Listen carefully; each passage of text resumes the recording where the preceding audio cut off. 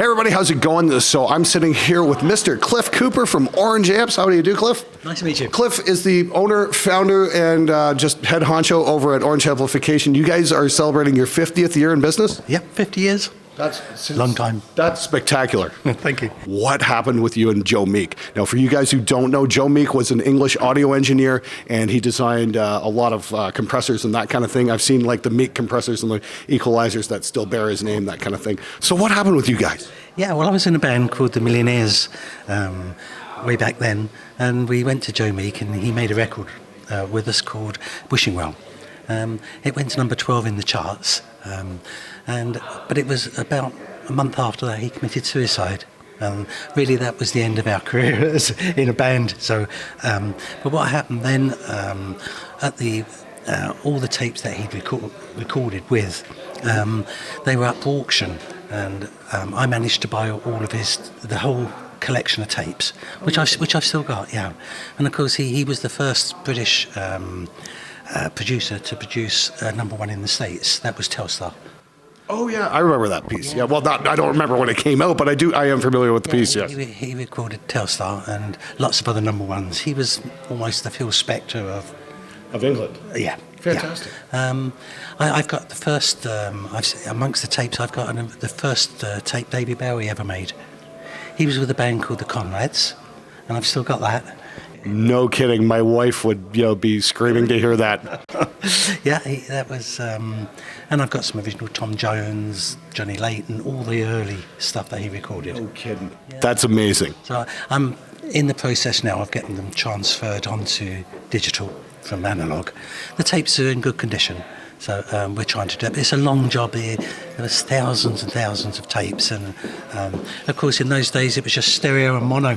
Right. And what he would do, he would drop down from one track to another track, and of course build the track up. So of course you've got a whole tape. You've got to find all the different takes and find out which one it was. Yeah. It's a long job, but it'd be something worth doing. I've been meaning to do it for years. I just haven't had the time to do it. Well, maybe, I don't know, get yourself an intern coming out of audio school. There's a lot of kids graduating, probably looking for work. And that if you can find somebody who's motivated enough and knows how to handle the tapes, that might help out. Yeah, that would certainly help, get somebody to do that. I know a lot of my viewers, they're in exactly that same situation, would probably love to sit down and help go through some of those tapes with you. Okay, give me a call. So you formed Orange after the Joe Meek thing, right? Yeah, I left after. Yeah, we found an old derelict shop in the West End of London, and it was on a very short lease, so we got it very cheap. The lease was about 2 years, but the guy who was from the council, and he said, although it's only supposed to be 2 years, you'll probably be here for 5 and maybe longer. But he's a very nice man, Well, it worked out in the long run, didn't it? Yeah, he was really nice man. And we built a recording studio in the basement of the shop. Fantastic. What kind of machine were you running? Well, in those days we had an EMI BTR2 machine. So just a 2-track? Yeah, okay, and then we bought a... What kind of board? Pardon? What kind of board? We used Altec faders. It was a homemade board. Oh, no kidding? Oh, no. We bought an old one from IBC Recording Studios. Oh, no kidding? And that was when you had the faders used to... being semi like that. It was all grey and we changed all the faders for Altec faders, and we rewired it, and we had Turner Golds as monitors. Beautiful. I love Turner Gold speakers. They're my favourite. Still to this day. For playback. Oh, beautiful speakers. Yeah, they sound great. And the shop upstairs, we whitewashed over the windows but then it was hard work in the studio. It took us probably 3 or 4 months to put together, and it really we didn't get many people coming to take up on it, and I hadn't got any money, so I put all my Vox equipment from the band, and we put it into the shop. We cleaned the windows, and within a week it sold. So we then started buying second-hand equipment. Okay. But the big companies, Fender, Gibson, Marshall, they wouldn't supply us with equipment in those days. Sure. Nowadays they have to, I think, by law, but in those days they just wouldn't supply us because we're a new little shop and they weren't interested. So I painted the shop orange, which was my favourite colour. And I loved oranges. I still love oranges as well. But it was, and we painted the shop orange. Got in trouble with the council because in those days all the cars were black, all the shops were brown, and it was very dull. And we painted it with luminous orange. And what year would that have been? That was 68. So swinging London, right at the whole height of that thing. Okay, yeah. And we got in trouble with everybody. The neighbours were complaining. That means you're doing it right. Well, yeah, yes, exactly. Well, I was a bit rebellious and I didn't care. And I think when you're young, you don't care so much, do you? You know? Right. Anyway, I refused to paint it over brown again as it was. I just said, because I thought, well, we may not be here for long, and things weren't going too good, money-wise. So what was the name of the shop? I don't know what it was called before. We called it Orange. You just called it Orange. Just called it Orange, and that's how the Orange Amps came about. The shop was called Orange because we'd painted it orange, and because nobody would supply us, we just sold second-hand guitars, amplifiers. Well, not second-hand amplifiers as well. But it was that type. It was the hippie days where flower power, all that sort of thing was coming in. People didn't want new guitars, shiny guitars. They wanted beat-up guitars, beat-up amplifiers. It was rock and roll days, Yeah. And awesome. We found that with the equipment, we started getting people coming in the shop. We had the Beatles come in. I can remember Gary Moore, Paul Kossoff. They would just sit in the shop and jam all day long, and we'd let them do that. But it was more like it was great, yeah. And how long is the shop still there? Okay, well, how long did that last till then? It lasted exactly 10 years. And then the redevelopment people came in. And that was a shock as well, because one day, without telling us or without us knowing, bulldozers came into the street. It was a side street, and closed the street off without telling us. And we couldn't do any business. That kind of sounds like the Hitchhiker's Guide to the Galaxy. Yeah, and we were devastated. And, anyway, there was... but no Vogons came and blew the earth away. Yeah, well, one of the guys who worked with us in the shop, his father was a solicitor. Okay. And we served an injunction on the people. Okay.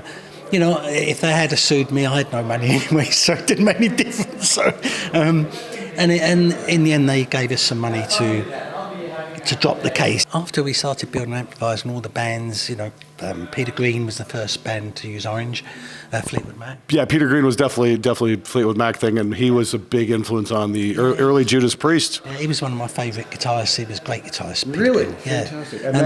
And then we had Stevie Wonder, because all the bands were coming into the shop, they started using the studio. And we had Tom Jones, the Bee Gees. I'm sorry. And Stevie Wonder, and that's where I met Stevie Wonder. No kidding. You recorded with Stevie Wonder? Yeah, and he bought all Orange, and he was our first. So we had Fleetwood Mac. We were lucky, really. We had Fleetwood Mac, and then Stevie Wonder. He recorded Superstition on Orange, and then we did a deal with Beat Club Bremen. It was called Beat Club. It was a Bremen television program. Okay, yep. And of course, we provided equipment for that television studio up in Bremen, and a lot of the top bands used to use it, and then they come and buy our equipment. What would have been your favorite mic from back in those days? We used to use obviously a Neumann U47. Oh, you guys did have some 47s. Oh yeah, they were a great mic. Oh, it still are, yeah. Still my favourite mic, yeah, anyway. Exactly. But we used there was the AKG. Was it C1000? Yep. The condenser mic. Yeah, and the tube mic. Yeah, the big one. We used to use the old the AKG. The big? I can't remember what they're called. The big drum microphone, bass drum microphone.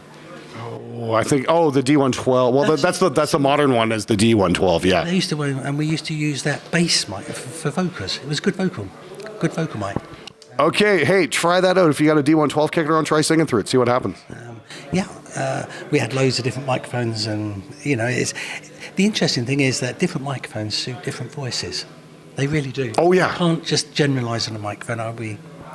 Absolutely. Like, yeah, you go from, let's say, a U87 to like a C414 or something like that, and they're going to have completely different sounds. Yes, absolutely, yeah. So it always experiment. If you got a source up, throw a couple different mics up, see what works, see what doesn't.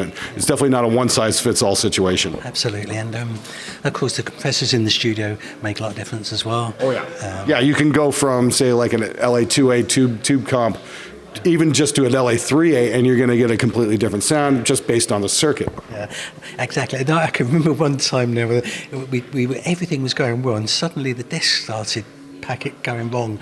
And what happened was mice and it got underneath into the desk and were eating through all the cables.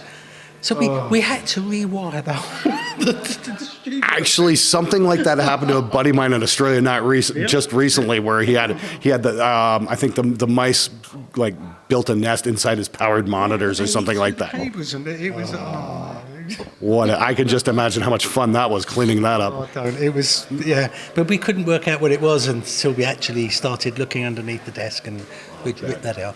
But then it was the shop that really financed the studio in the end. Sure. And the shop became very famous because of the famous people that used to come in, because all the other shops in those days were really bow and tie, Yeah. Now, here's the thing. You guys definitely probably had a slump in the 80s a little bit because they weren't quite, didn't go with the whole hairspray metal thing, but you guys had a huge resurgence in the 90s. Yeah, that was because in the 80s all the transistor amps were coming out. Right. All the Japanese companies were dumping equipment, they sell it cheap first to get rid of the competition. Right. And then you can't, we couldn't build an amplifier. The cost, they were so cheap, the Japanese transistor amplifiers, and there was H&H and all these other transistor amplifiers coming in. We just couldn't make amplifiers for that price, and I just hated the sound of those transistor amplifiers. I couldn't, and even now, digital to me is fake in an amplifier. I'm sorry, that's my personal view. Oh, I'm still a tube guy. I just don't like digital amplifiers, and I listen, I want to like them, but they're fake to me, and we try not to build. But one day we will. Oh, sure. This is the thing. I think ultimately the ultimate solution is probably going to be some kind of a hybrid system. I think so. I think you're quite right, actually. If we go, like, I don't know if it's going to be like a tube power section and a digital front end, or a tube front end and a digital back end. One way or another, I think it's going to be a combination of the two. And it'll be like price performance kind of thing. You know what I mean? Absolutely. You're right. And the other thing, of course, is with output transformer in an amplifier is everything. Yes. It really is, because in an output transformer you get transients build up in the output transformer. They're very high frequency pulses you can't hear. They're very high, and they leap from the secondary of the output transformer back into the primary. And okay, learning something cool here. I've never heard this before. This is great. I'm being too technical now. No, this is great. I mean, so this is stuff that doesn't normally get discussed. I'm really enjoying this. Okay, so when they jump back in, they come back into the primary out of phase. Okay. And they cancel. And that's why the output transformer is so important, because the sound becomes a little bit dead. The pulses cancel out. So we spent a lot of time on the output transformer, and we developed it. And now instead of using just 3 windings, we use 8 windings on all of them, and on the very small amps, 5 windings. And they're interleaved, and that stops the transients coming back and makes a much better sound. And but it's expensive. But everyone keeps saying to me, all the reps, you've got to sell it cheaper. It's got to be cheaper, and they keep on at all the meetings we have. And I said, I will not change our output transformers. That is nowhere. That's sacrosanct. And that's really important. And I think that when you're talking about hybrid amplifiers, it's that output transformer that has to be right. A lot of our competitors, the output transformer, there's a mismatch, and it distorts slightly. And that distortion, I don't know if you're aware, that distortion on the ear sounds twice as loud, because the ear hears distortion as pain. Yep. So it sounds very loud, and hence in the early days, people play guitar and they go like that, but it was really painful on the eardrum. That's why they but it's like throwing a pebble into a pond. Yep. If it's a small pebble, the ripples come out like this, but if it's a lump of concrete, it's like that. And so that sound in the transformer is made, everything that happens at the front end of it comes out in the output transformer. So that has to be right. So that's what we always do. What's in the future for you guys? Right, well, we won't change what we're doing. You know, that's what we will always do, and that's what we do good.